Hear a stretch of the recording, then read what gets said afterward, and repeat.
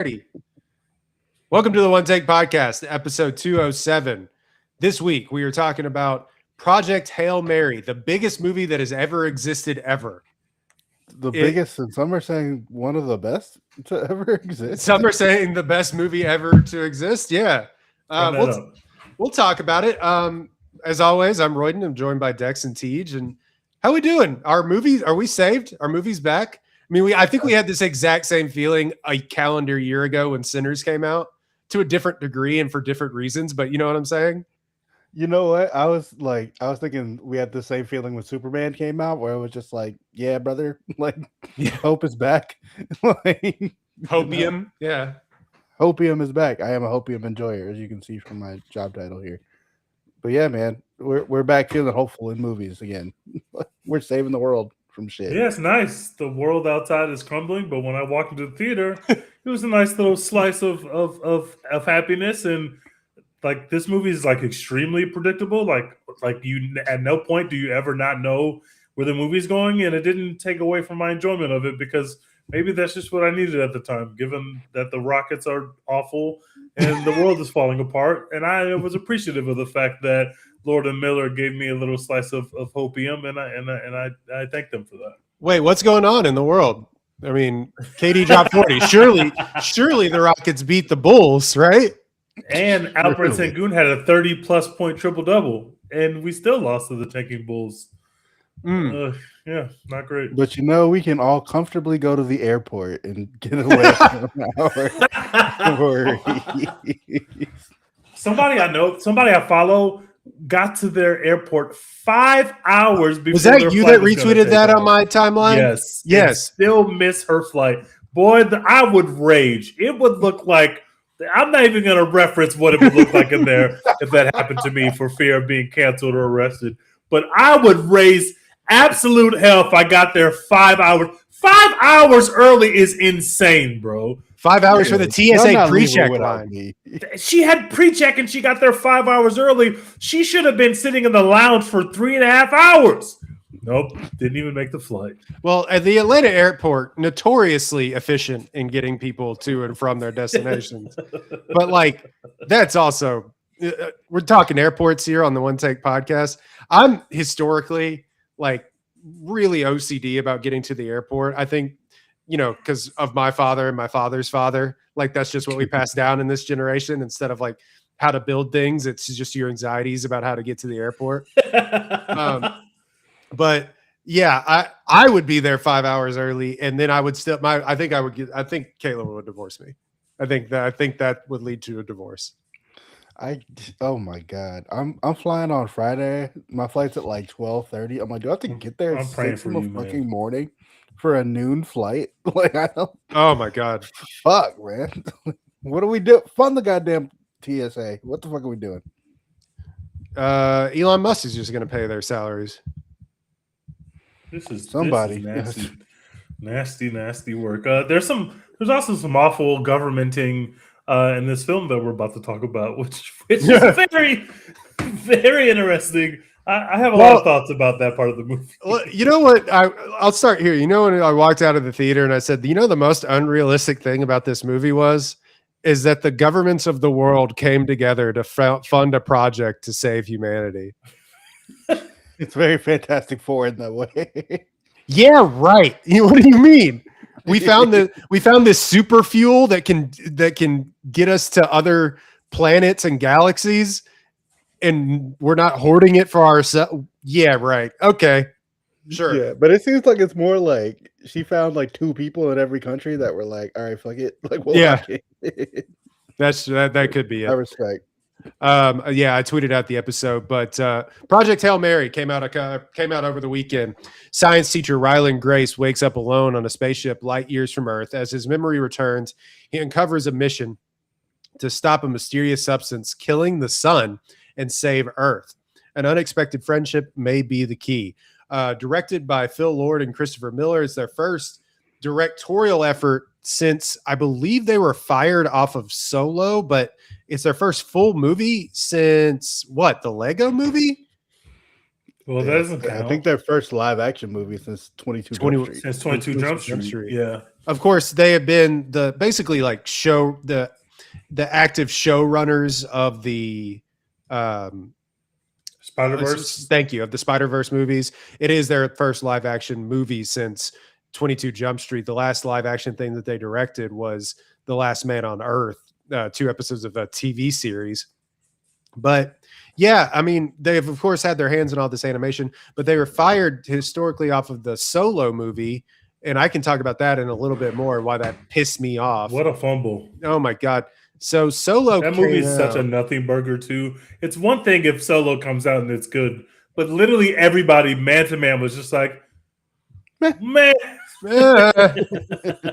Yeah, Solo came out in 2018, so they would have had a movie in 2018, but nevertheless, the powers that be at Disney decided, you know what?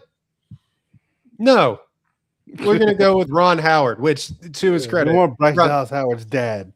Yeah, to his credit, Ron Howard has made a good space movie or two, you know, but not 3, not Solo. Yeah.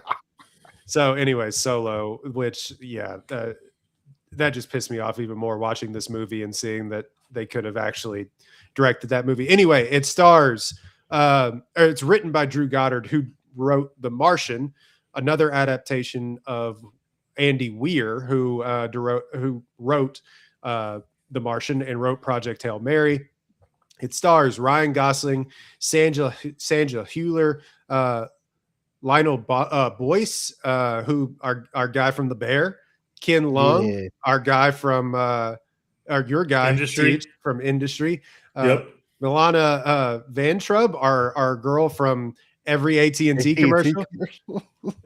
So it's cool to see her. But and then we got to give a shout out because he actually, listening to a interview on The Big Picture with Lord and Miller about this guy, James Ortiz. James Ortiz. I was like, wait, what? How did I miss this? James Ortiz is the puppeteer of Rocky, who, if you've seen any trailer or commercial for this movie, you would know that Ryland Grace or, Ryan Gosling's character meets an extraterrestrial, a 5-legged rock-like figure named Rocky. It's not really a spoiler. It's throughout all the marketing.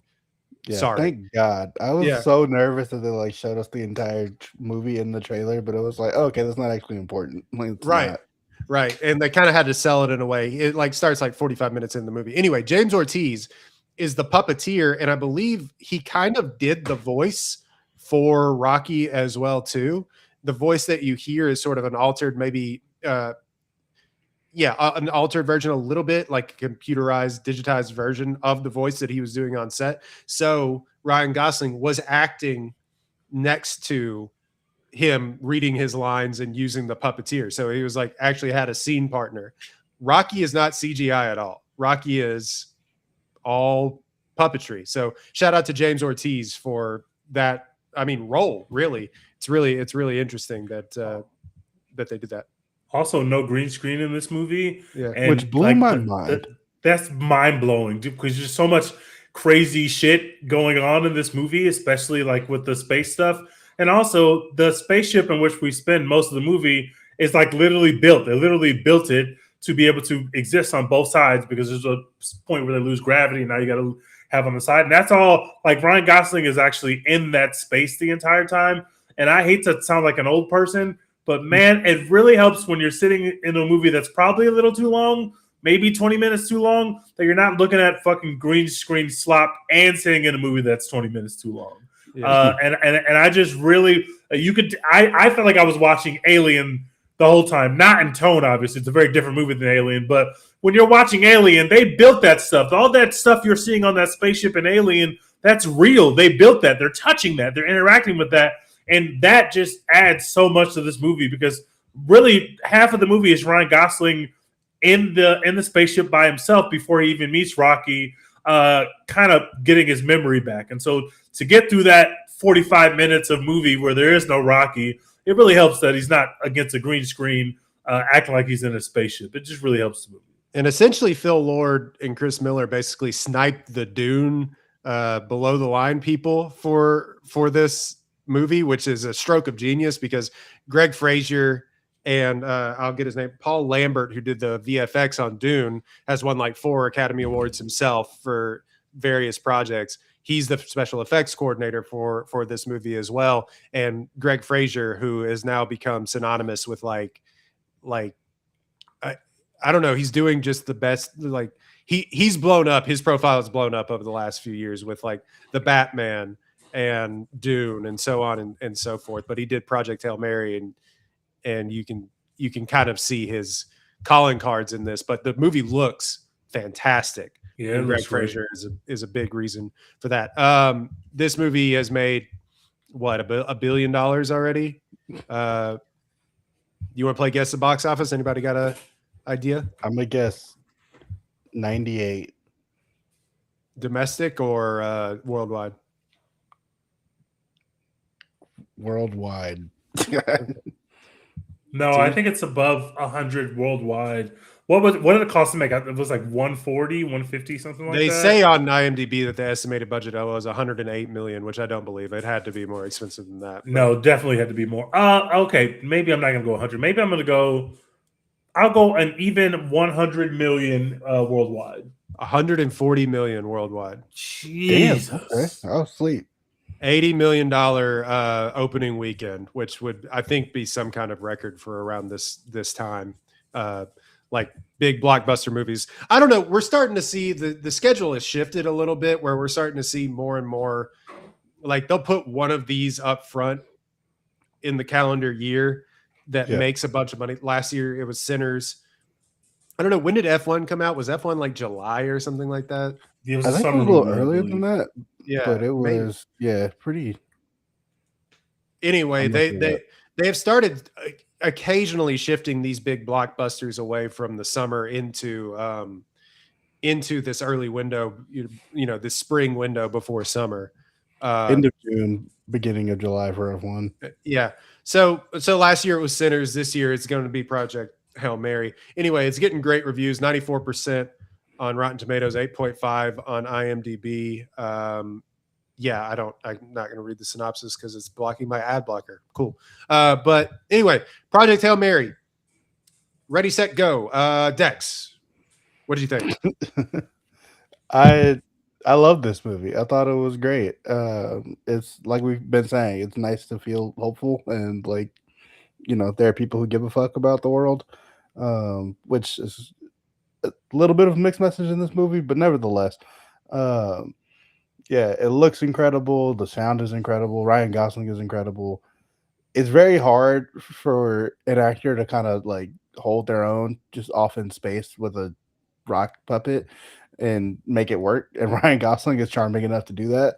I know that some people are hating, like, oh, like this is Reddit humor or whatever the fuck that means, or it's Avengers humor or whatever. But that's dumb to me. All that is very dumb to me. I thought the movie was funny. I like Ryan Gosling. I'll watch him hang out in space with a rock, apparently, because it really worked for me. Rocky, they make into a character, which is, kind of hard to do when you've got like the robot, like voice to text thing happening, and like all of that kind of stuff. But they make it work. They make you care about Rocky. They make you care about Ryan Gosling and whether the world lives or dies. Sandra Hüller, I thought was like really fucking good and really compelling every time she was on screen. She was funny. She was serious, but funny and earnest. I was just really compelled the entire time. It is a little long. They could have cut it maybe 20, 30 minutes and made it feel better. But yeah, man, I don't have any major problems with this movie. There's a couple jokes that don't land. There's always going to be a couple jokes that don't land. It's very rare that a movie shoots 100% from the field on jokes. But yeah, like for me, there's just nothing wrong with this movie other than it slightly being a little too long and maybe some mixed messaging about the hopium stuff that we got in there. But yeah, it rocks. I give it an A. Yeah, Sandra Hüller has that. They really play into that German humor sensibility, that dry German humor, that dry German sensibility. Like things are just the way they are, or matter of fact, and why would they be any different? And you need to get on board with that. And I think it plays. Yeah, that is enough. And I think it plays really well next to I don't even know how to describe Ryan Gosling's humor at this point, because it's like very knowing, but he's sort of morphed into, obviously his early career is this very self-serious sort of, I mean, not early because he's very like knowing and winking in like Remember the Titans. Like he's very aware of himself in that. But you know what it's always been in there, but somewhere around like The Nice Guys, which I need to do a rewatch of before the Rewatchables does a podcast about it. But like incredible film. So it is great. And I think somewhere around there, it shifted to where it was like this, like not sarcastic in the way that like Robert Downey Jr. is funny in the Marvel movies, but very, he's playing a buffoon at points, I guess, is what I'm trying to He's the get. low man. Yeah. He's, you know what Ryan he's Gosling handsome. reminds me of? Right? Like, I don't know if y'all listen to Bomani Jones at all, referencing other podcasts on our podcast, but one thing he always says about LeBron James is that like LeBron James has been better at basketball than everyone for like his entire life, but he learned to like play nice with the other kids and make them feel good.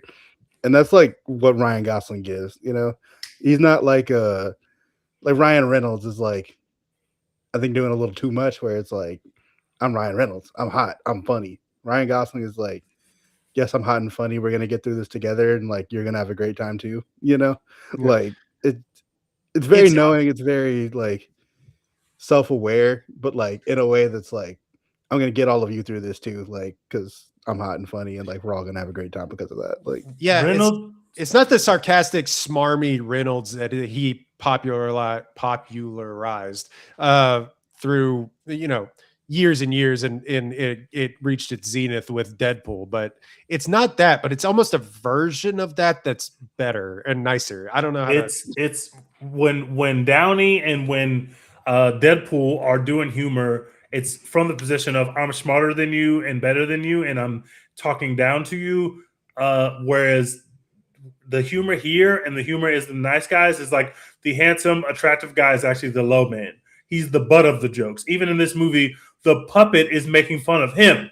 Like the puppet views him with as like a lower life form for you. Like you're the low man. Same thing with the Nice Guys. Like you're the low man. So it's not from a position of, it's like, I know that I'm Ryan Gosling and I'm hot and attractive and rich in real life, but my humor, even when he goes on SNL, his humor is he's the butt of the joke. That's why it's funny. And that's not everybody can do that, or not everybody is willing to do that. It's like some people, especially when they reach a certain status, are not going to sign up for the movie in which the movie's making fun of them the entire time. Even though it's making fun of the character, they still internalize that. Ryan Gosling is, when you're watching him in Barbie, he's not even attempting to be someone who's serious or has a serious thought. He's a joke. Like he's literally the embodiment of a joke, whereas Barbie is making jokes, but she's not actually a joke. She is the girl boss. She's empowering. Ryan Gosling is like, I know, I'm just going to play a complete tool. Like everybody who walks in the movie theater is supposed to laugh at me, not with me. Just laugh at me and have a good time. And that's what he's doing in this movie. He's the butt of all the jokes. And it's really weird because like the way that he gets like I'm with Dex on some of the mixed messaging. The way that he gets into space is a little, first of all, it's really cool and really smart to start the movie where he doesn't have memory, because you're seeing these flashbacks, which are apparently supposed to be him having those flashbacks in the moment in which you're seeing it, but doesn't really for me. It doesn't really look that, like, it doesn't feel that way when you're watching it, at least not the first time. I didn't really think that, oh, this just came to him. Like, it's more of like you are getting the backstory as the viewer, and it's informing what you're seeing in real time. But he is getting his memory back in real time and remembering how he got to space. And spoiler alert, he got to space by being forced to be there. And I'm just, that should make all the jokes that the German lady is telling completely weird. And it should send a chill down your spine. And it should make the whole thing, it should make you look at the whole first hour of the movie differently. But it doesn't, because Gosling's doing such a good job of making jokes that you feel bad that this happened to him. But you know, by the time you learn that he was forced into space by this woman who it felt like he was going to sleep with at some point, it felt like there might be vibes there. And all of a sudden, like she's forcing him into space, and he's literally being sent there against his will. that could fall apart if your lead isn't good enough. Like if Ryan Gosling isn't as charming as he is for that hour, it completely falls apart because we're not. I don't think you're supposed to watch the movie and look at the German lady like a bad person. Like you're not supposed to view her that way. And even when the world gets saved at the end, yeah, you're not. But that's one of the worst things you could ever do to somebody. She literally says to him, "You don't have a family, so you're going to like." You can't say that to people. You can't just send people to space because nobody's going to miss them. That makes you a villain in 99% of movies. But in this movie, we're just in for the vibes. Like vibes are so high. Rocky is so amazing, and Gosling's just so fucking charming. They're just like, oh, okay, he got sent to space. You just keep on with the movie. That's a fucking incredible achievement. And I haven't read the book, so I don't know how much of that is in the book or not. But that's impossible to do on screen. That should have changed the whole tenor and the whole feel of the movie when you learn that, and it does it. You just go right back into some more fart jokes. It's amazing that they were able to do that. We keep calling it hopium, but it's like, is it hopium or is it just like you gonna do this shit? Like, you know. Well, it's mixed messaging, but like I'm willing to just plow through it and be like, you know what, we did it. Like, there's a few reasons for that. It's like, one, I think they expect you to really get in line with her gregarian worldview of like, we have to do this or the world dies, and like he kind of understands that a little bit. Now, granted, he doesn't want to go into space because I think it's kind of back to that he's kind of like either a coward or he doesn't really know what he has to live for anyway. So like yada yada yada, that kind of yada yada that a little bit. But also he's so, and this is the way in The Martian too, and Andy Weir writes books about this, is like the for lack of a better term, and it kind of feels like a slight, but it isn't, like competence porn. Like he's so competent at doing what he's doing, even though he's in a impossible situation. He figures it out so quickly that we're on board with rooting for him to get through this no matter what. You know what I mean? We're on the ride regardless of how he got there or not, because he's so good at doing it. And we're figuring it out with him in real time, but there's never a moment, except for maybe when he like blacks out in centrifugal force, that we don't think that he can't get this done. And that's interesting that like we as a viewing public are just, sure, yeah, we'll go along with this guy who's never been in space, this biologist. He can figure out how to fly a spaceship and stuff like that. But it is interesting in that way. How much do y'all know about the Weir, the author of the books? I read The Martian after I'd watched The Martian, and I loved the Martian movie. In fact, I rewatched it not too long ago, and it's like, man, this is real. Like it's the same vibe. It's the exact same concept, except that no time. Rocky. Yeah, except no Rocky that time, and it's actually more quote unquote believable, I guess, if you want to put it that way. But it's Matt Damon doing the exact same competence porn stuff, but we're on board because it's Matt Damon. Andy Weir is a very detailed author when it comes to trying to put as much science in these books as he possibly can, whether it tracks or doesn't. Some scientists would disagree, but like there's always a method to what he's writing to, and he tries to back it up with as much science as possible. And you feel that in his novels. Now, that's another win for the movie, because the movie doesn't do that. Like the movie gives you just enough science so that you know the stakes, but it does not weigh you down or bog you down into the science of why the sun is being eaten or how we're going to save it. Like you really don't have to pay attention to the science at all, because you know the stakes at all times. And I think that is not an easy thing to do when you're trying to make a movie, especially based on a book that has all this fucking science in it.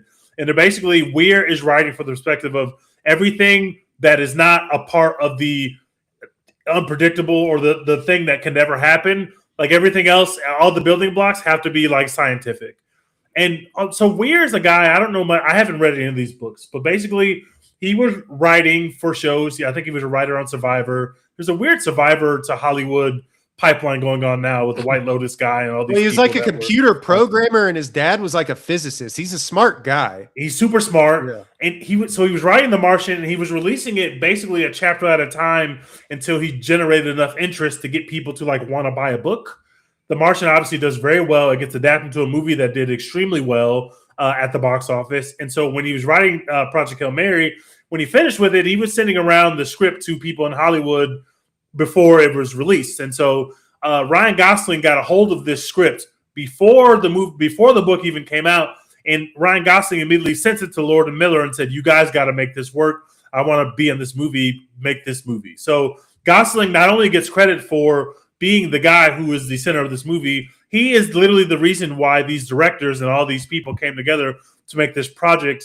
He's obviously produced the film, but like some producers come on and like the idea's there, everybody's in place, and the producer comes along. Gosling literally got this off the ground like on his own, and he deserves a lot of credit for that, because this is one of the things that we talk about a lot on this podcast that I don't think a lot of people talk about, but we talk about the taste level of the people we're seeing in movies.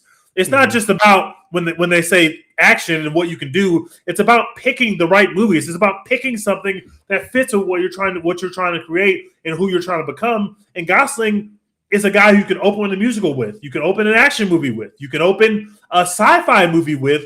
You can open a rom-com with this guy in the center of your movie, and all of them are going to potentially do well.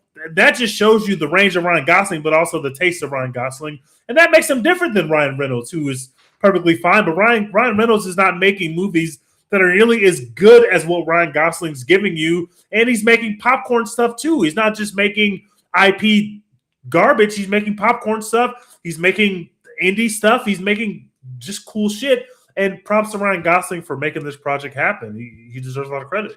Well, I will couch this. I will couch this with this, is that he has moved into not slop, but he has moved into popcorn mode at this point. Absolutely. He said it as much. He's married to Eva Mendes. He has a couple of kids. Shout out to the nice guys as well. Yeah, nice guys. Yeah. And he wanted to step away from, like, quite frankly, the First Man, the Blade Runner 2049 Drive. He wanted to step away from those roles and do more fun stuff because he felt like he was taking it home with him a little bit.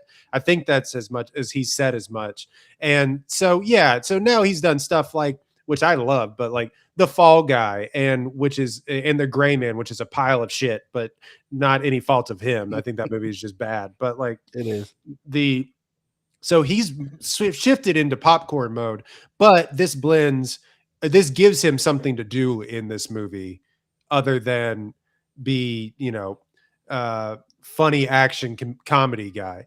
He gets to actually stretch his legs a little bit. And if he can do more like this, then I think his pursuit is noble. Now, when we get off is when we do stuff like The Gray Man, which is like just a nothing. Like, why would we waste our time with that? I literally forgot that he was in The Gray Man. Like, he's the star of The Gray Man. Yeah, he's the Gray Man. Isn't Chris Evans the star of The Gray? Oh, I totally forgot about this film. Yeah. I repressed this memory. Thank God. Yeah. Anyway, Tej, you haven't given a full review. We've gone. I don't know what you. So I absolutely loved it. It is not a perfect movie. It is extremely predictable, but they're still able to have like stakes. There are moments in this film where Rocky's going to die. There are moments in this film where Grace is going to die. And I know, as somebody who's watched a million movies for kids, like my theater was full of kids. And I knew for a fact that Lord and Miller were not going to sit all these fucking kids down to kill Rocky or to kill Grace. I knew that. And I never read the book, but I just knew that. Literally, when you meet the alien for the first time, when he walks down the hallway that connects the ships, the music that's playing is like so zany. I know this alien is going to be friendly. Even if I didn't see the trailer, I know this alien is about to be the friendliest fucking alien you've ever seen because of the music choices. So, like, they're not trying to hide the ball of what they're doing, but I still felt the stakes when Grace has to decide for, like, the fifth time, because they ended this movie about 5 times. Like, literally, this movie ends 5 times. The fifth time where he's like, oh, God, I'm going back to Earth, but now I got to go save Rocky. I knew he was going to fucking go save Rocky, but I'm sitting there in the theater. I'm just anxious. I'm like, what if he fucking doesn't save Rocky? I'll riot. I love Rocky. I need Rocky to survive. Rocky has a family. I need Rocky to survive. So even though the movie is extremely predictable, like it's for kids, so I don't necessarily expect them to be giving us some fucking like high level Fincher ending and high level Fincher plot twist. Like this is a kids movie, but I just think that the performances of Gosling and the way that the puppet interacts with him, it's mimicking him. They're learning how to speak to each other. When they're learning how to speak to each other, that is an electric 30 minutes of film. The plot is not even moving in that 30 minutes. There's nothing new happening. You get a flashback, and then you go back, and they're talking to each other, and that is grinds to a halt for them to the plot literally stops. The plot's like, no, we know what you want. We're gonna give you 30 minutes of Rocky. And if this movie's not as well made as it is, that fucking ruins the film. The plot literally stops. The plot's driving forward. You're learning more about Grace. You meet Rocky. The plot literally stops. There's no more forward movement of the plot.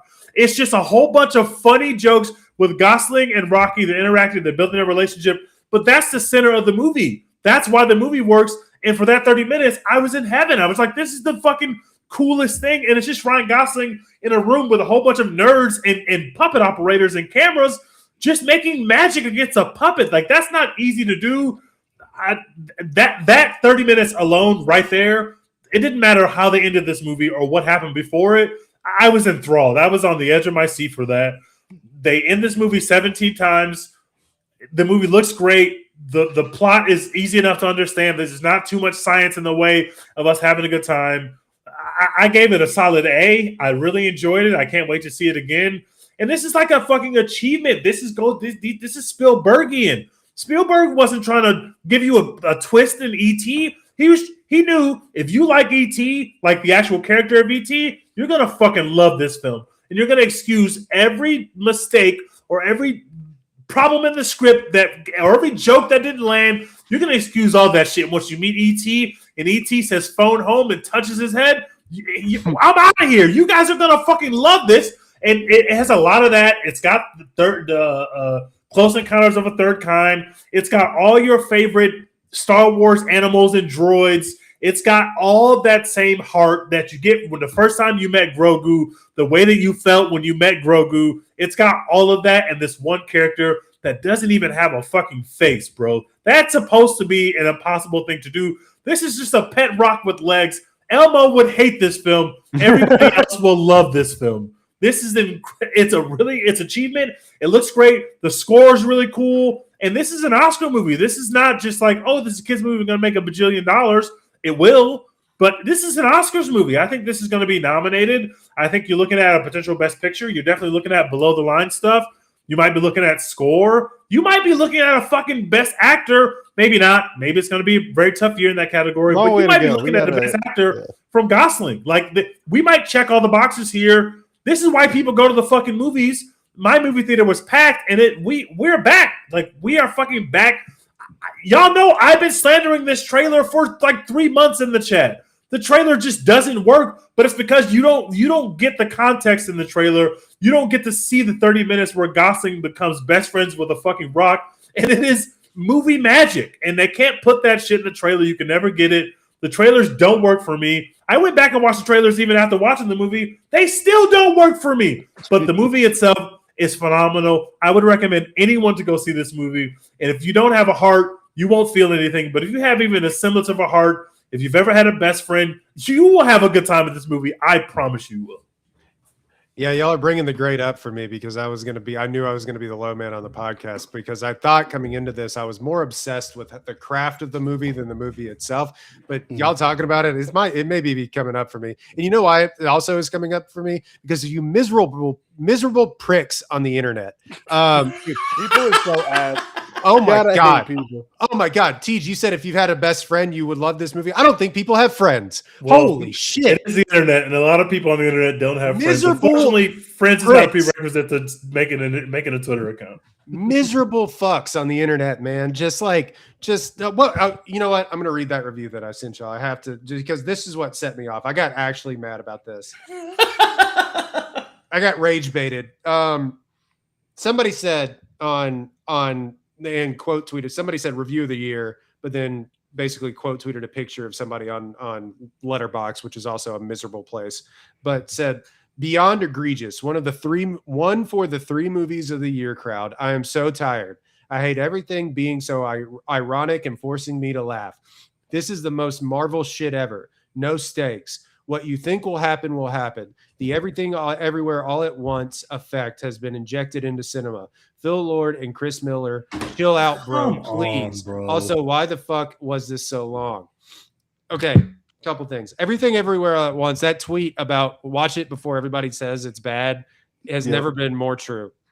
So Second of- fucking real. That definitely applies to this film too, by the way. Yeah. Second of all, like there has been this movement online and otherwise of like this is the retification or the like millennialification humor, and they're treating the humor in this movie like it's Quirk Chungus epic bacon shit, and it's What not. does that mean? What does that mean? Just millennial shit. Just Like- old Like, oh my god, everything's better with bacon on it, isn't it? It's just like the epification of everything's epic and rad, and you know what I mean? Like, you know it if you saw it. I can't really describe it, Have but these people like ever 20 seen the things comedies of Will for Ferrell? people Have these our people seen Will Ferrell movies? Like, have these people seen Vince Vaughn movies? Have these people seen like their comedies were just making fart jokes, and then we were in the theater having a great time? Like, what? I don't understand. it's essentially the Deadpoolification of humor is what they're saying this is, and it's not that. It's in fact way more clean than that. This is like E.T. but in verse. You're in space, obviously. Like this is E.T. for a new generation. This is a family movie. The fact that it's Yes. rated PG-13 is a little wild, actually. But I wonder how it got a PG-13 rating. I definitely didn't think they didn't feel like scenes it was like PG-13. scenes of peril is like a big one. I think too is what they always think it'll like scare kids. These So they- 10-year-olds live in America. They're Yeah. always in peril. Like, I think we got to scale that back a bit. Yeah, I don't know. I just it isn't like they are subscribing to something that it's not, and the irony poisoning on the internet has gone too far. And like I said, I'm getting mad about nothing, but I do like I'm getting outraged to the outrage, and I think that it's like something about crowd pleasing movies has gone swung so far on the internet to the other end that we can't have crowd pleasing movies anymore. And I just Yeah. I don't guarantee these get it. people love It was the Jaws. same- These people love E.T. These people fucking love Remember Yeah. the Titans. What are we doing? It's the same feeling that people had when Superman came out. Dex, you mentioned it. It's the exact same argument. And I'm I'm tired of it, man. And in fact, now I've come up on letter grade because screw y'all. Like Because it's fuck like, y'all. yeah, it's a good movie. It is a good movie. Yes. Good movie. Ryan Is it- Gosling is funny. I'm sorry. Like, Yeah. Is it predictable? Duh. Did you ever think they were really gonna kill the Pet Rock character? No. yeah, but when the he was sun's like, gonna die and everyone on Earth will perish. No. yeah, like, did you ever think that he wasn't going to be able to potentially get back to Earth? No, like it just. But the fact that there would be no stakes in this movie is asinine. I think it's silly. Rant basically over, but I need people to take a breath when it comes to just being miserable fucks on the internet. Like, grow up. And that's like, and that may sound weird because you may think you're the grown person because you like Tar, but like, it's like we contain multitudes. We love Tar on this podcast, and we love Project Hail Mary. I don't know what to say. If they love Tar as much as we love Tar, it would have won Best Picture. So Right. obviously, a lot of these people are out here false flagging and lying. Making about the their love funk, for man. yeah, That wasn't in the trenches with us with Lydia Tar. But Yeah, yeah, it's like- it definitely feels like a bell curve of like, when you first get into movies, you like crowd pleasers, and then when you are like in the middle of your like movie journey, you're like, oh, I only like pretentious shit that's like very serious and dark and moody. And then once you're like really, really into movies, you're back to like crowd pleasers again. Like, Yeah. Yeah, the bell curve of the dumb person to the high IQ to the genius. You know what I mean? Yeah. That's what we're saying we are on this podcast. But I don't know, man. I think it is a brilliant, on top of just to take everything away, like take the story away, incredibly crafted movie. I mean, just thank God. When I saw the stills, I didn't watch the trailer, but when I saw the stills of the Moana movie, I like wanted to throw up. Well, Yeah. if you Oh watch my God. this movie and you see that bullshit, you're like, dude, this is The Godfather compared to that. Like, That's what $1 billion looks like, Roy. You see The Rock in that fucking nasty wig. That's what $1 billion looks like, brother. Get with the times. yeah, We will not be there for those, but we don't watch any of those live action movies. But that Moana movie is going to fucking bang, bro. Yeah. that it's going to be going to kids make everywhere $7 watching. billion. Whoever the new CEO of Disney is gonna piss in my face because it's just like it doesn't matter. Make $7 billion. But to a I'm going to point, be so mad. yeah. But to a point, I was listening to an interview with like Nate Bargatze today, who is a clean comedian, and he's making like a PG family movie. They don't make live action when we were growing up. Even if it was just like the Disney sports movies, they had live action family movies that were rated like G to PG, and you took your family and it was carried by a star, and you could take anywhere from 5 to 13-year-olds and they would love it. They don't have that anymore. It's either Almost all of our greats from the past have made one of these, by the way. yeah, like almost all of them. yeah, Denzel was in Remember the Remember the Titans. Remember the Titans, like he did Remember the Yeah. Titans. That's a Yeah. family movie. So, but And they like, solved racism. it did historically, but I think it's done, right? We It's cracked over. it. Yeah. Oh, It's over. but you know that's what why I'm we don't saying? make these movies anymore because racism is over. So we don't. We don't have any other lessons to learn. No, I just think that there is a space for this sort of thing that like, if this was rated PG, you know, would anybody like sniff or scoff at this at all? Like, no, it would be a family movie. And we just don't make enough of these is what I'm trying to say, where that like, it's either Zootopia 8 or it's Interstellar. or name an R-rated or the Odyssey. It's not anything in between that you can take your family, or it's superhero slap, to be completely honest with you, Yeah. which we love, but I'm just saying it is what it is. That's because that took over, the superheroification took over a lot of things, but it took over the middle ground of those movies. Whereas those movies will make like $300 million movies anymore that come No. out in theaters. No, and that's this a is good like point. the That's a good ideal, market for it. like this is a good like your teacher's out for a week on PTO or whatever, and so you have like 5 45-minute classes to fill. We're Mhm. watching Project Hail Mary for a week. That's a guys. great explanation of what this movie is. Yes, people younger than us won't understand that, but this is a perfect like, oh yeah, we're gonna put on Project Hail Mary. for Your the next teacher week. is hungover. She needs to show Project Hail Mary. We're gonna watch the first 45 minutes of this for 7 periods. And you ever heard the bit? A comedian was like, look, we got to start finding Nemo from the middle. I gotta figure out what happens to this game. Y'all know Armageddon is PG-13 and this is PG-13. Why does Armageddon feel like a much more Armageddon is a family-friendly film to an extent, but Armageddon feels like a very much more adult movie than Project Hail Mary. They don't feel like they're in the same rating scale. Like they don't. Oh, it feel is like PG-13. That is It crazy. is, which is crazy. Which is, I feel like they're cussing in that Yeah, movie. that's a Like weird one. they're making sex jokes in that movie. There's none of that in Project Hail Mary. Because I Liv know Tyler is half naked in that movie. They used Yeah. to not have a PG-13 rating, so there's like old movies like Poltergeist or whatever that are rated That are like R. Yeah. Yeah, that should have been PG-13, but they didn't have that yet. But yeah, you don't get a lot of like PG-13 movies that should have been R. I feel like. No, and I don't know. I just think that like I've gone on long enough now talking about the movie in full, but I think that Ryan Gosling gives like a really solid performance in it. Like he's able to stretch his legs a bit. Like obviously he wants to in these movies now incorporate some of that Ryan Gosling humor that we were talking about at the top of this, and like, but he's several moments where he's really like tears are coming to his eyes and like he's really feeling it and emotional.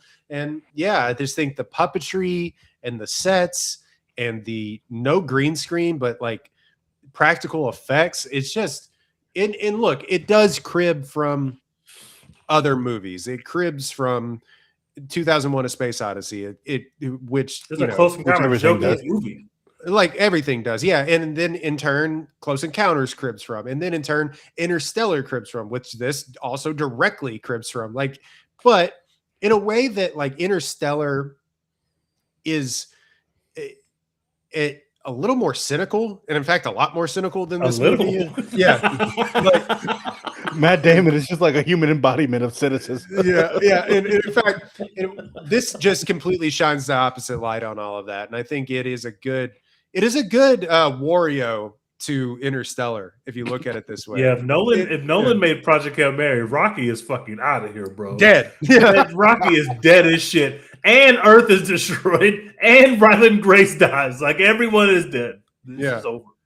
No, I just think, you can nitpick a little bit about like, okay, well, how is it doesn't quite explain, like it kind of yada yada's relativity a little bit in this, and like whereas Interstellar goes deep into why relativity matters and why they're one age and people are different ages and things like that, and how long it actually took them to get from point A to point B and so on and so forth. We yada all that shit in Project Hail Mary. The aging doesn't even make any. They yada all that shit. Yeah. The yada yada it. You were talking about the flashbacks. If you weren't quite like locked in, you wouldn't necessarily know that he had amnesia, really. But like in the book, it is the main driving point. Like how he wakes up on a spaceship. Like, how did I get here?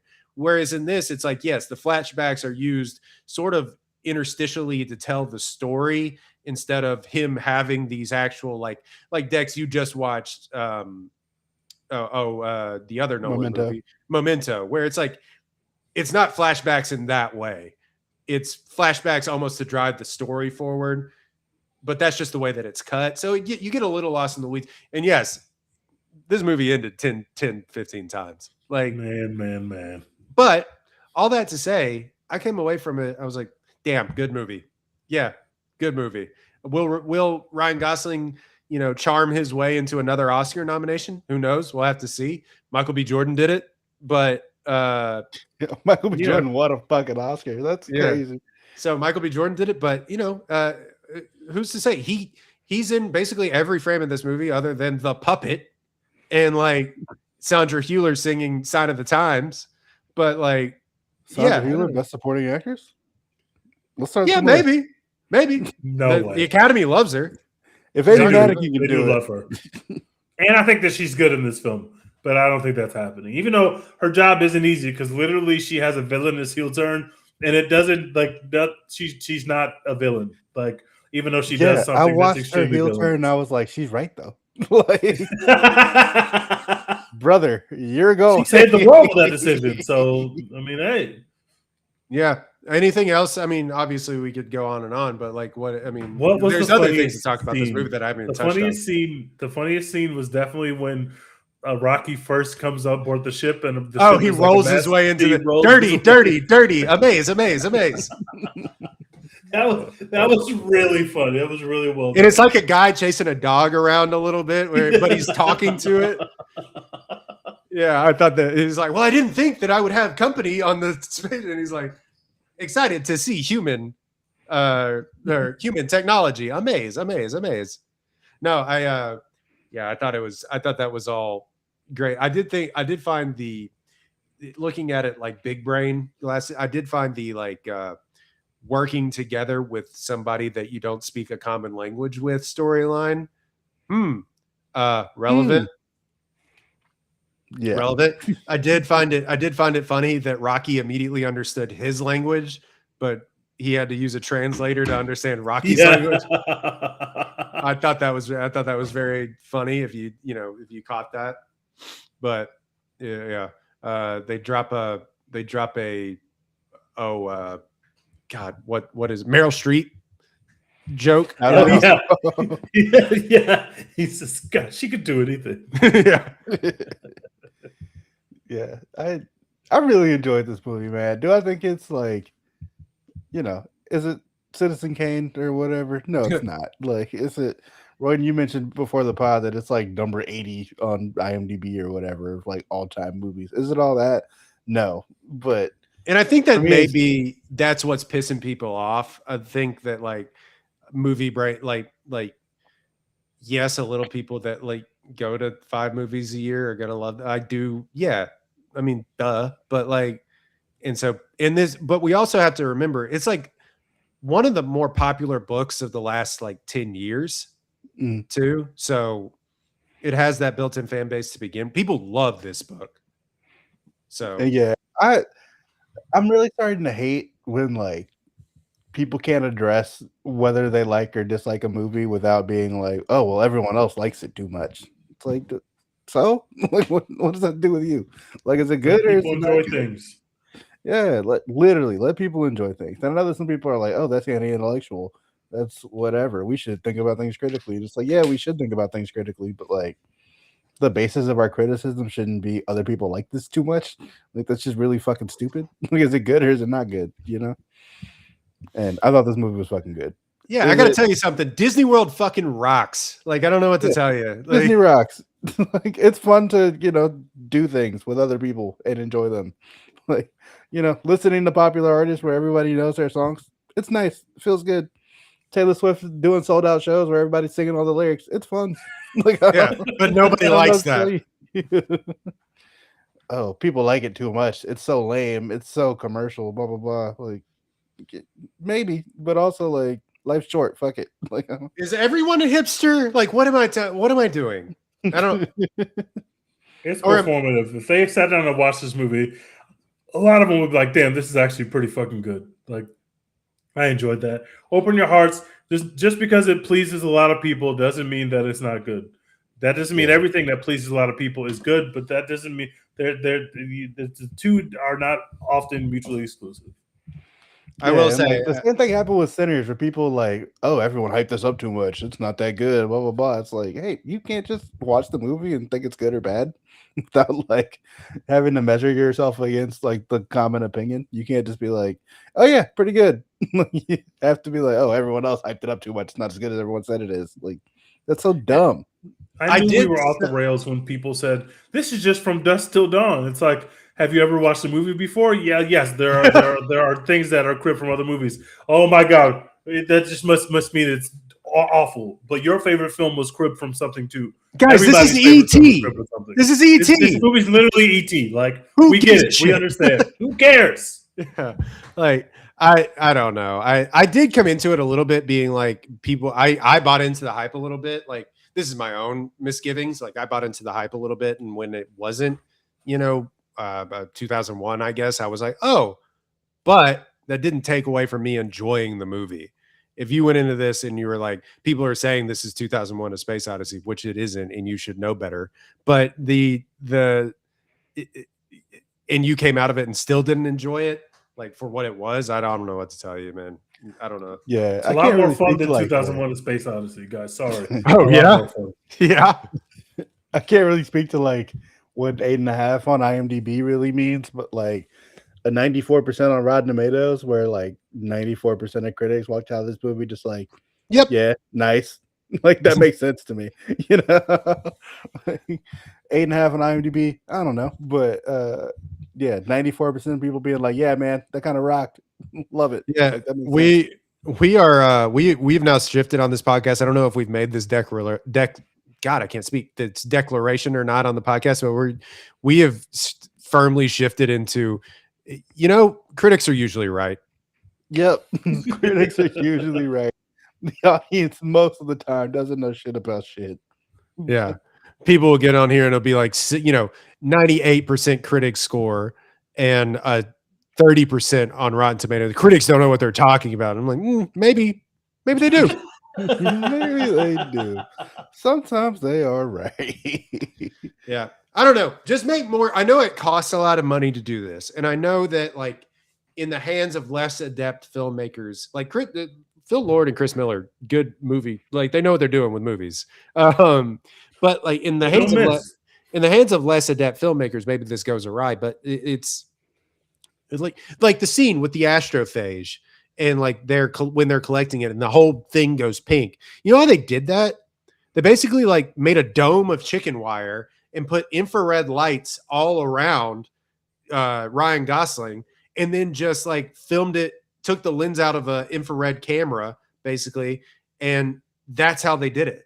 And it's just it looked amazing. It looked absolutely unbelievable. Use practical effects.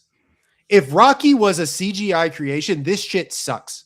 That's Yep. facts. That's literally facts. It's a poop from a butt. If You it's get tired. on You get tired of Rocky. You get 10 minutes. You're like, all right, what the fuck am I doing here? And I still got 20 minutes of no plot. Ryan Gosling acting against a CGI Rock, and I'm want to shoot myself on the head. Yeah, it has to be like these things. The reason this has worked for 80 years or whatever the experiment that we've been doing in movies, 120 years of movies, like the reason that things work is when we can ascribe realness and tactileness to things.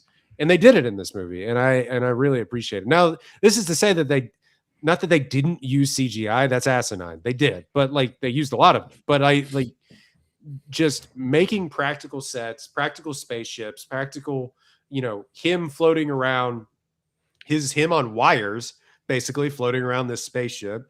Rocky's a real thing. I don't know. I could go on and on. It's just make movies like this. Ryan Gosling said, "It's not your job to keep theaters open. It's our job to make things that make it worth coming out." He means coming out of the house. I agree with that partially, but also it's your fucking job to keep theaters open. All you nerds on the internet talking shit, go to the fucking movie theater. Log the hours, guys. Put the time in. the work in. Sometimes you're gonna walk away with a stinker like Undertone, which stinks, and I don't care what anyone says, it just stinks, and it's not worth leaving my house for. But sometimes when you leave your fucking house and go to the movie theater, you're gonna enter a new world and see something like Project Hail Mary that's gonna make you feel like, holy shit, man, there's some good in the world somewhere. It might not exist in our real world at all. Everything might be shitty, but for those 2 hours and 40 minutes, I got to see something legitimately hopeful and something legitimately fun. It doesn't mean that your movie has to be hopeful or fun, but just make it good. And Project Hail Mary, no matter what you think about it, is good. It's good craft. It looks great. And it's just a fun time in the movie theater. And that means something to people. How do we feel about join this? Join AMCA list. You can see 4 movies a week. And if you see 2 in a month, it pays for itself. Get the popcorn bucket. Don't take yourself too seriously. Get the Devil Wears Prada popcorn bucket. That's coming home with me. That shit is incredible. I need that. How do we feel about this compared to The Martian? Because The Martian was a phenomenon. It came out in 2015, I think, made $600 million. It got nominated for Best Picture. Matt Damon got nominated for Best Actor. I think it was an October movie, but like it was a smash success. And I think it still holds up. Now there is a little bit like you go back. It's also long when you go back and watch it. It also ends 5 times as well. Yeah, but and it's sort of the same movie, same humor, which is Andy Weir's. I'm going to science the shit out of this humor. That sort of thing, like, is what I'm talking about, and that's prevalent in this as well. But that movie still holds up as well too. I think Drew Goddard has a really good handle on his material, but how do we compare this to The Martian? Because I still think The Martian is like very, very good. I haven't seen The Martian. Ooh, I think they are in the same neighborhood. This is a more fun movie because of the Rocky element, but The Martian is probably. It's tough because I think it's better, but I'm not sure. I don't know if it's better, but The Martian is a better script to me, whereas Project Hail Mary looks better and is more fun. So those 2 things are probably going to put them at a tie. I think on Letterboxd I actually have them tied, but I want to revisit The Martian. It's been a couple years since I've seen it, but I think I've seen it 2, maybe 3 times, and it's good. Like, hey, being alone with Matt Damon for hours at a time is fun. Being alone for Ryan Gosling with hours at a time is fun. They're fun for different reasons, although they have the same writer, so there's a lot of the same kind of jokey jokeness. But being alone with both of those guys who are at the top of their craft and can do literally anything, it's just a fun time. And they're both able to carry a movie like this, and I think they're both in the same neighborhood. I don't think I would begrudge anyone who puts one over the other either way. Dex, you got to watch The Martian. I am shocked you haven't It's watched good. that one. Yeah, I'm gonna try and watch it before the next time we pod again, so I can participate in pop culture finally. But No, I think I really do think if you enjoyed this movie, but it's like I said, it's less fantastical, and in fact, it's way more. I read the book, and there's just I didn't know I was doing math. There's a lot of math in the book, and there's a lot of math in the movie, but I think it plays really well, and it's Ridley Scott, and it's Matt Damon for 2.5 hours. It just kind of rocks. It's one of those things that like I missed it in theater, so it's like, when am I gonna sit down and lock in for 2.5 hours to watch The Martian at home? Like, Oh it well, needs I time. I But remember I went and saw it. I was in New York at the time, and I went and saw it, and my friend was supposed to go with me to go see it. We got all the way to the theater. He got there and sat down, and I don't know if he like got sick or something, and then just like got up and was like, "I got to go home," and he like left in the middle of the movie, and so I just sat there watching The Martian by myself in New York for like for 2.5 hours, and I left, and I was not sad at all. I was like, this is fantastic. Now I got to walk back home alone in New York, but that's a whole other thing. So yeah, anyway, I don't know. I But know I we've done some Ryan Gosling glaze already, but I want to do just a little more. He's one of the best actors of a generation, and I feel like we don't talk about him enough as such. Yeah, he's one of the ones. He's like Mount Rushmore of this like that like 50 to or like 40 to 50-year-old actor range. Like he's up there. he's not that old, man. He's like 45. Is he 45? I thought he was like 40. 42. But still, he's like in that Samantha. range of actors. He's 45. Oh wow, He's that's on crazy. that Mount Rushmore of like all those like Wow, 80 I didn't realize babies. he was 45. He's him. Yeah, I don't know who else would you like put in that camp. Pitt? Not to- Pitt's 65. Oh, Pitt's 20 years older than him. Yeah. Yeah, I was thinking like Ben Affleck, but Ben Affleck is also significantly older. Yeah, than like him. Damon and Affleck are older than him, like so is Bale. Wait, I'm how old just is trying- Bale? Bale's near 60. Not 65. He's been Huh. around forever. He's 52. 52. Right. Okay, well, I lied. Actors born in the 80s. live podcasting, folks.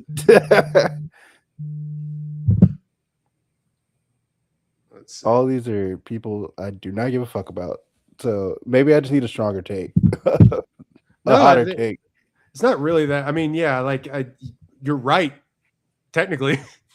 Yeah. I just need like a hotter take. This is more interesting.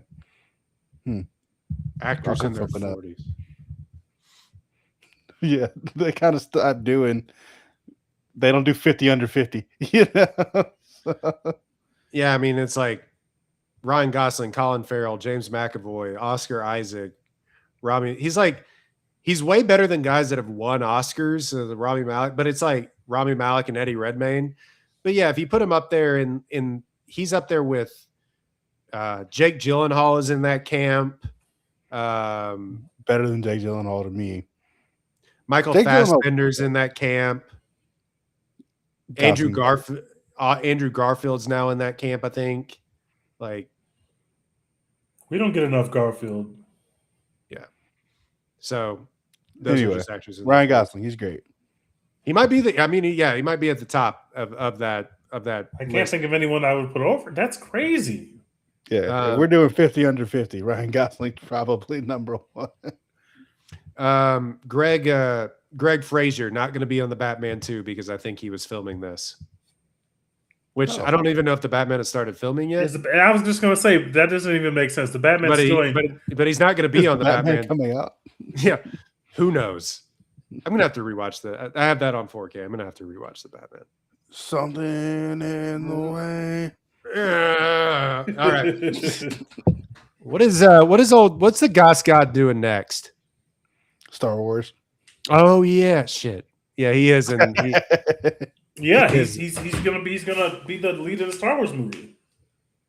It is gonna rock. Sight Unseen is gonna be good, but I don't like that filmmaker that much. I don't like Sean Levy that much.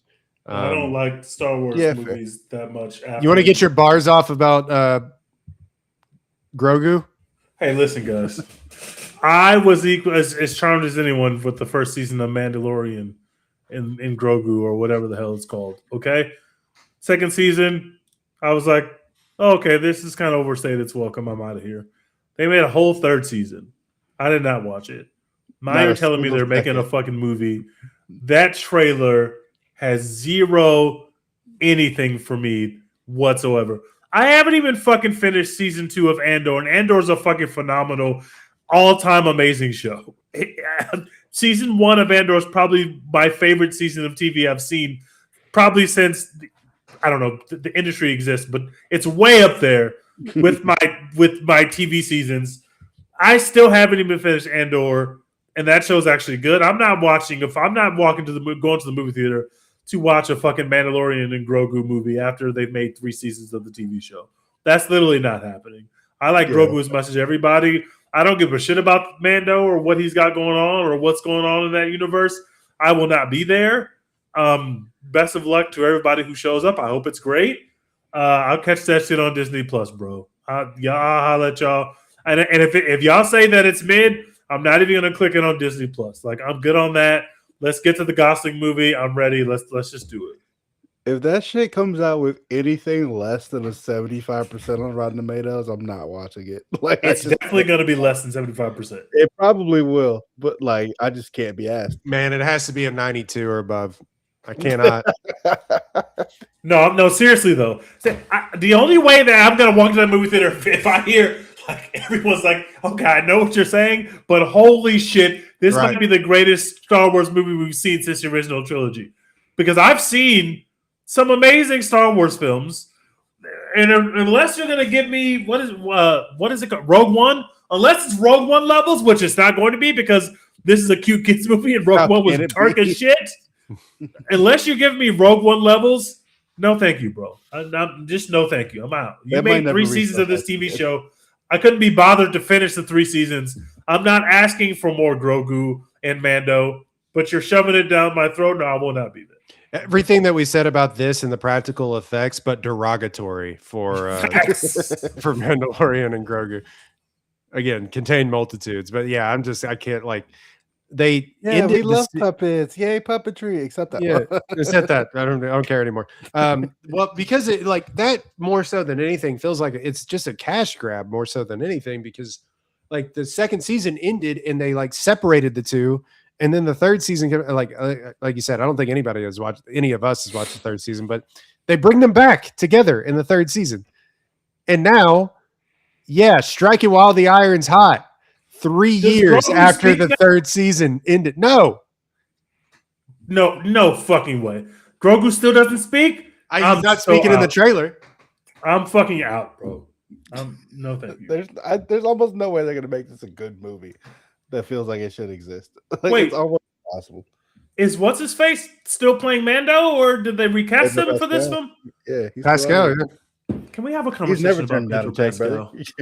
Pedro Pascal, I love you. I really do. I enjoy your work. You have to start saying no to these people, bro. What?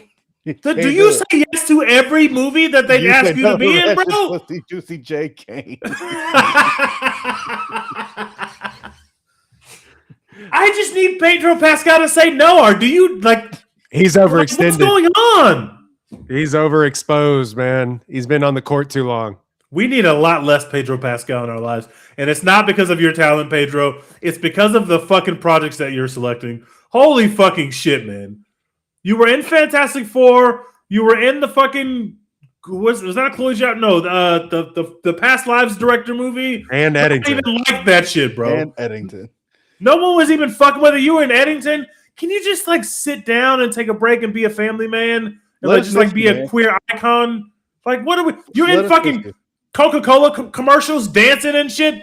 Like, what are you doing? You were at the fucking Super Bowl with Bad Bunny, bro. Yeah, he just chill for a second.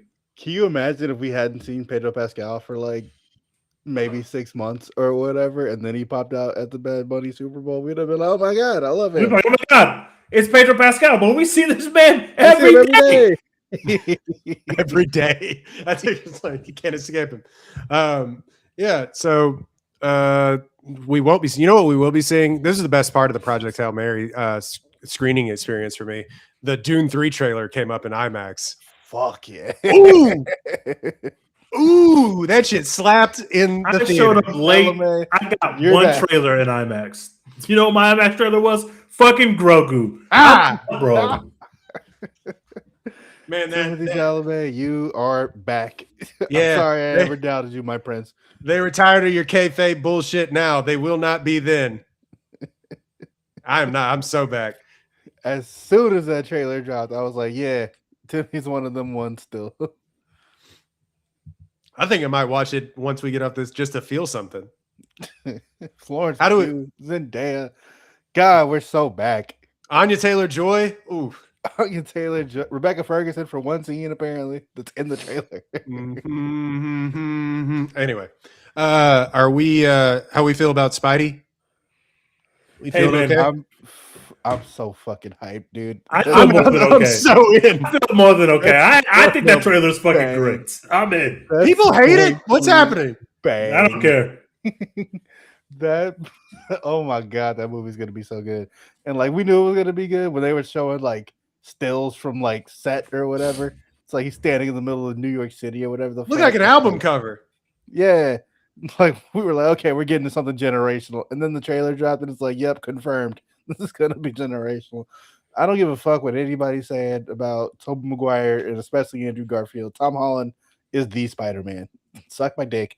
He's the best. He's the GOAT. Respect him. And yeah, there are some parts of the trailer that don't look good, but like Dustin Daniel Cretton is shitting on Watts with half those shots in that trailer. It looks like a real place. They're in real places. Look, Thank God. Yeah. am I we going just to care don't- about the Man Spider arc? Probably not.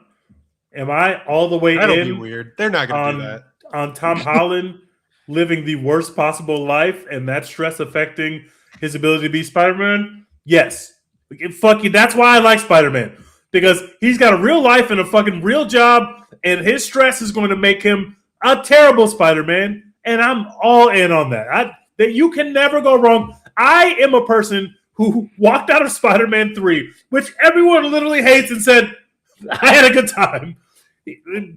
Emo Spider-Man dancing to the street with the emo haircut, being rude as shit to women, scaring the hoes. I was into that. It was a good departure from the first two Spider-Man films. Tease, It's no. not perfect, but I'm in. I Tease, like no. that. I Movie, like that. that movie is shit from a butt, and you know I it. like that. It's not my favorite Spider-Man movie, but I liked it. I legitimately walked out and I was like, I enjoyed that. Emo, moody Spider-Man does it for me every time. He's the opposite of emo, moody Harry Potter, who I literally hate in the books and in the films. When he gets into his whiny, oh my God, why me back? I hate that shit. When Spider-Man is like, why me? Oh my God, my girlfriend. I saw my girlfriend with a fucking hot dude, bro, and she doesn't even know my fucking name. That's real cinema. He jumped Every off. single Actually looking good edit. and jumped off a bridge. That's real Every cinema. single edit of him like looking at his phone and then putting his mask on and jumping off the building is so good. The one set to Throw Away by Future, I can't stop watching. I'm so Have you seen the one where he's looking at his phone and it's the Challengers edit? Yes. And he just jumps off the building. God, I It's can't wait. unbelievable. We're so why, back. I don't- why are Spider-Man fans obsessed with Spider-Man having the worst day possible? Why are they obsessed with that? Because he's one of us, Droyden. I guess so. I like And then that. he overcomes it, and he could. Iron Man never has a fucking bad day in his life. You fucking playboy billionaire, lucky bastard. Spider-Man's getting it out the mud like the rest of us. I respect that. Yeah. I respect that. All right. What are we watching?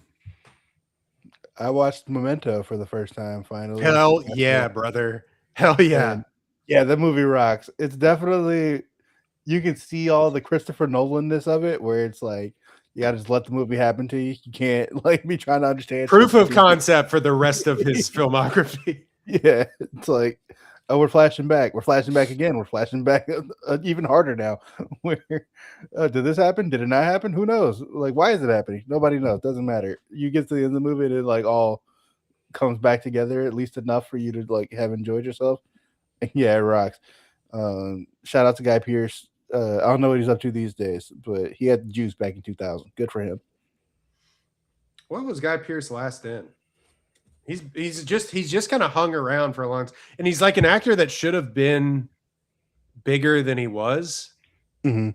but it never got there for him. but he's just kind of In like 2025, he was in a movie called Killing Faith, which I've never heard of, and a movie called The Woman in Cabin 10, which I've also never heard of. But before that, he was in The Brutalist, so he's got that. oh going. yeah, he was nominated for The Brutalist. That's right, which was a ugh ugh character. Let's talk about a long movie. Jesus. Oh yeah. Tej, what are you watching? Let's see.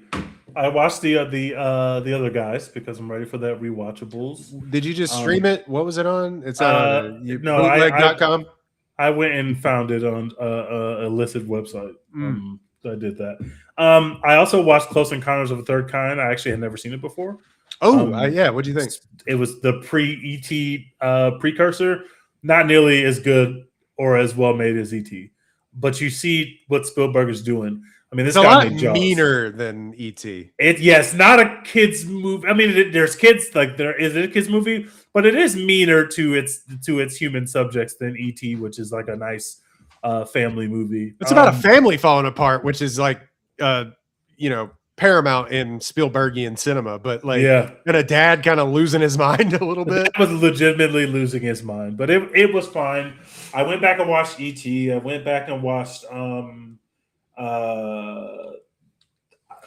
need to go back and watch 2001: A Space Odyssey because every time I start it, I watch like an hour and I'm bored to tears. But that doesn't mean that I think that is bad. I just think that is incredibly boring. But I at some point want to finish it. I'm watching The Pit still. I'm deep into The Pit. I'm deep into Invincible, which is back. We are so fucking back. Invincible is fucking going crazy this season. Oh my god. I'm still watching Paradise, unfortunately. I think I talked about Undertone. No, we haven't. Yeah, you talked to me. You talked about it briefly, but that shit stinks. I don't need to really talk about it. At least that's the scariest movie of the year. It's because it was like February and there were no other movies, but that shit stinks. Very cool idea, very boring execution to me, in my opinion. I still got to see Ready or Not to like $500,000, which is crazy. But yeah, and they made $15 million. So they've already made $15 million. So they've already made 30x the amount that they spend on this movie because horror movies are just a cheat code out there. But yeah, I wasn't really into that.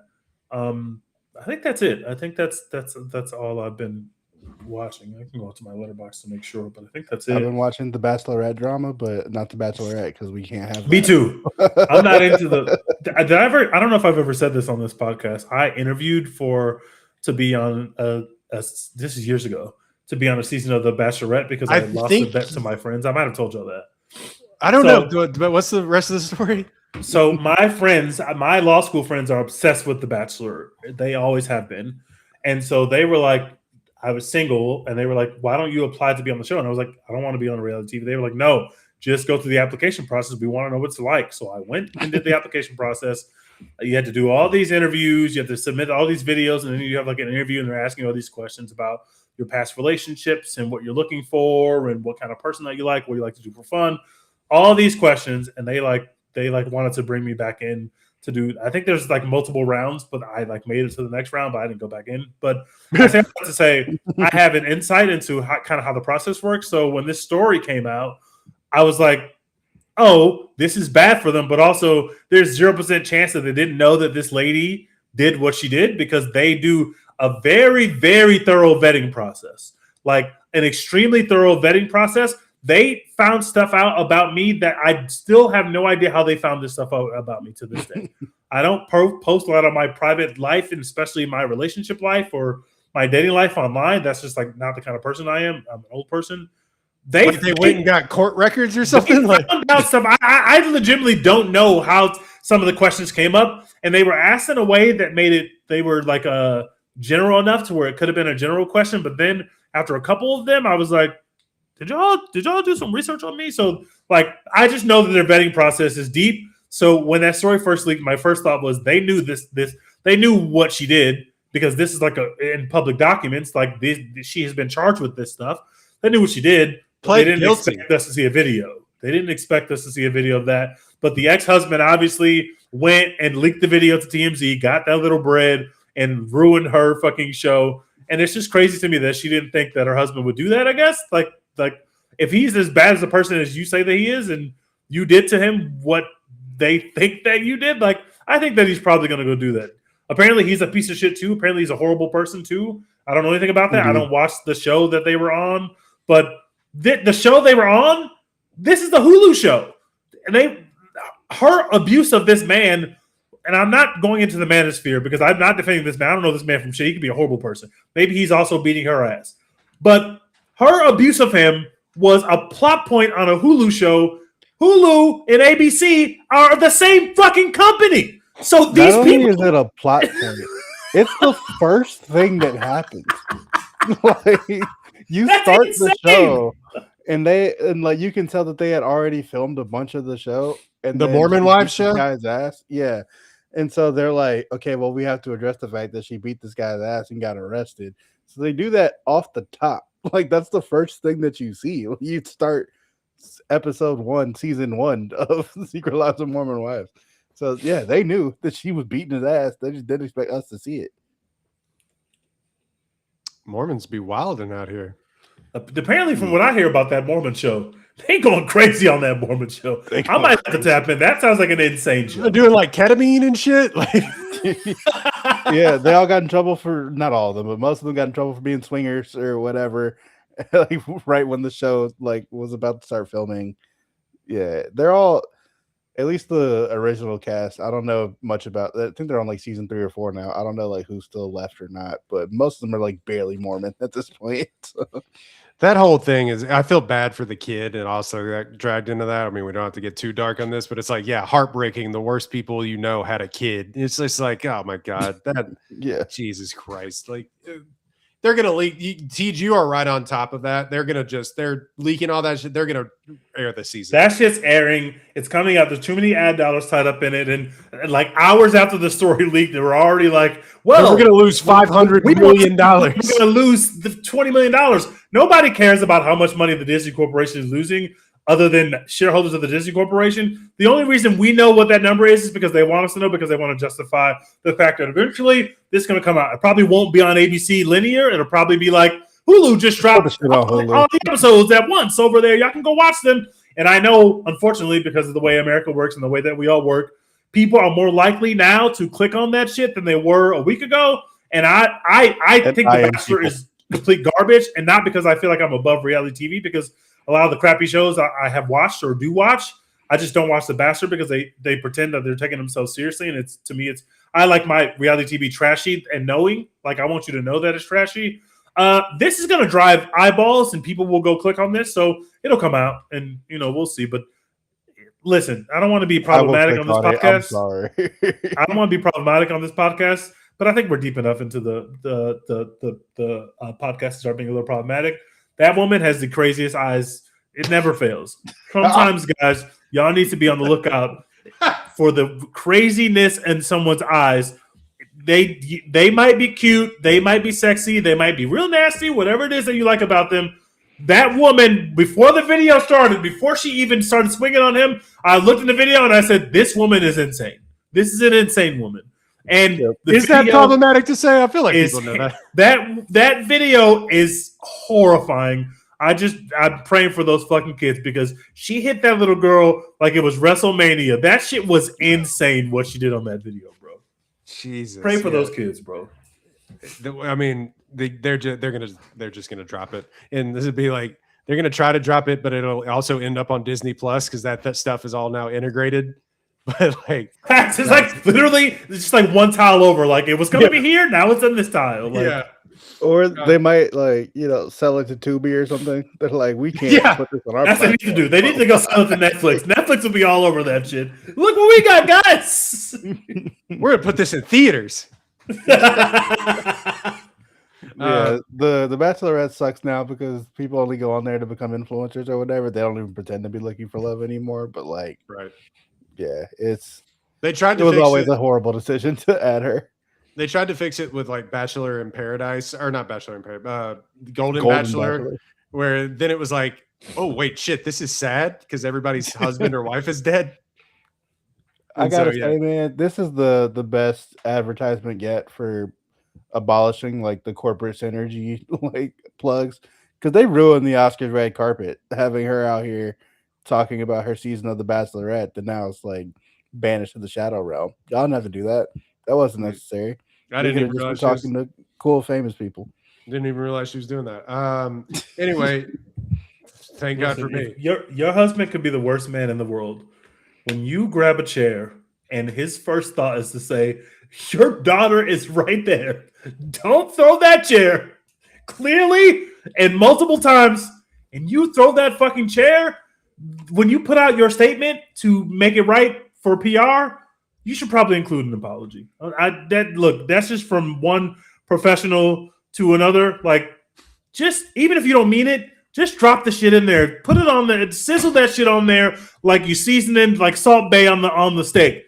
By the way, I take full accountability. I'm sorry. Boom, you win. Because all you did in that statement was shit on him, and maybe he's a horrible guy. Don't know. But all I know is from the video that we all saw, he was the one saying, "Hey, don't throw that chair. Your daughter's right there." And she sized it up. She looked that man in his eyes. She paused, and she threw that fucking chair, and it turned into WrestleMania 10 in there. And unfortunately, the literal baby face was the one who took the chair shot. That's not good, guys. That's not. Yeah. Come on, bro. Not good. Look, I can tell that she was like, "Oh, you think you could just go over there behind my daughter and I'm pussy now? I'm not gonna hit you with this chair." Nah, she threw it anyway. Or at least have better aim. Practice that. Aim was off. The whole fucking wrist motion was terrible, man. It was awful. Oh my god, I can't believe she threw like 3 of them. She was chucking the thing. So what I'm watching. Anyway, that has been Bachelor Talk on the One Take Podcast. Bachelorette Talk. Nuremberg. Speaking of transitions. Opium. There's a Russell Crowe movie that came out and made like good money called Nuremberg, which is about literally what it's in the Nuremberg trials. And Russell Crowe's actually really trying in this movie. Rami Malek is in it. Still can't get over it. But solid movie though. Solid movie. It came out on Netflix, which is exactly where you should watch it. And yeah, 3.5-star movie. People We Meet on Vacation. Strap in because you're about to get like 7 of these Emily Henry novel movies. Cute and fun. And I'm looking forward to the next one, to be completely honest with you. If you like whimsy, the plot makes no sense, but whatever. I will just tell you right now, be on the lookout. Tom Blythe was already like President Snow, so like he's semi-famous already, but be on the lookout for Emily Bader. She's gonna play not Solo. What's her name? Who's the greatest women's soccer player of all time? Mia Hamm. She's gonna be playing. Yeah, she's gonna be playing Mia Hamm in a women's soccer. A women's soccer movie. Now that sounds good. Yeah, it's called It's called the 99ers, about that team that won the. This is amazing! I'm in. I'm fucking this. This is great. So yeah, she's playing Mia Hamm in that. Which I love the women's soccer team, bro. Let's go. That's the only fucking American soccer team that can never do shit. Yeah, Zoe Deutsch is in that movie as well too. So I think it'll be really good. But watch out for her. She was fantastic actually in that kind of nothing movie, but I had a good time. Let's see what else. Book club movies have never been more back. They're gonna make like every single one. If that would have come out in theaters, the fact that it came out on Netflix is a disservice to the Netflix corporation because they would have made $300 million on that movie. To Live and Die in L.A., which they did a rewatchables on. I also watched that. And what a you didn't like it, Tej. I saw by your Letterboxd score, but like what a fucking movie, dude. That movie is insane. I loved it. That may be the most 80s movie to ever exist ever in life. Oh yeah, 1985. But it's like kind of like it has like the grit and dirtiness of the 70s, movies that William Friedkin made, but it's also really hyperbolic's the wrong word, but like over the top, and like they're doing the thing that was parodied in later movies of like cops going around corners and like when they're coming around the corner and they're pointing guns like this, like, and then just like going around corners and being like clear, and like that's what bothered me the most. Every cop stance and gun, every time there was a gun presented, I was like, and no one on this set and no one in this film has ever seen a cop or anyone hold a gun before ever in their life. When they were squatting like in a deep squat to shoot guns, I was like, that's never a thing that has ever happened before. Yeah, ever.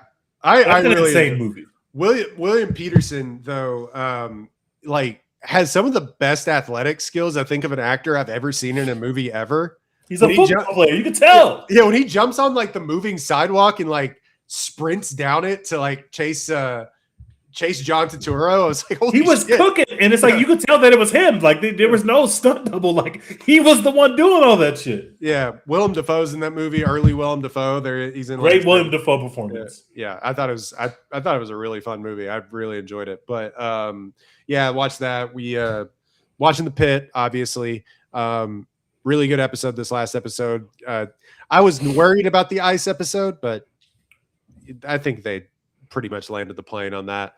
And then what else are we watching? Oh, I'm in the middle of it. I'm probably going to go finish it right now. LA Confidential too. I got to watch that as well. It's on Amazon. And it's a great movie. Speaking of Guy Pearce, but like just a really, really good movie from, was it the late 90s when they made 99 or something like that? He Who Should Not Be Named is in that movie. But Kevin Spacey? Yeah. That was also my first thought, but I was like, which one are we talking about? But yeah, it's crazy that he has that name above all the other people who have been caught up in shit, but we still know that that's him. Yeah. 1997 movie, but yeah, it's really, really good. Dex, if you haven't watched it, you should turn it. It's also long, but it's really good. Guy Pearce, Russell Crowe, and Kevin Spacey, James Cromwell, they're all Danny DeVito. Yeah, it's a really, really good movie. So that's what I'm watching right now. Also, we haven't talked about it on that, but Shrinking is still just delightful and fun. I gotta tap in. Jessica Williams would love you. Please be with me. Oh, would you? Would you? Oh my god, that is a gorgeous fucking woman. Oof. All right, that has been a One Take Podcast, episode 207. Oh, you know what I also didn't mention about Project Hail Mary? I thought it was really funny that they found a alien species, although it was trying to kill the sun. They found an alien species, and they're like, we got to make fuel out of that. I did find that very funny. But yeah, that has been Project Hail Mary. Dex, what are we doing? Hashtag support Florence Pugh. It's gonna be a big year, boys. We got Avengers Doomsday. We've got Dune 3. I'm sure we got other shit coming out too. Like we're on it. We're getting that Oscar nomination again this year. Might not be a win. We might not do enough in Dune 3. I don't know. I don't know the story of Dune 3. But we're cooking up. I can already tell you. Doomsday. Doomsday. All right. And we are out.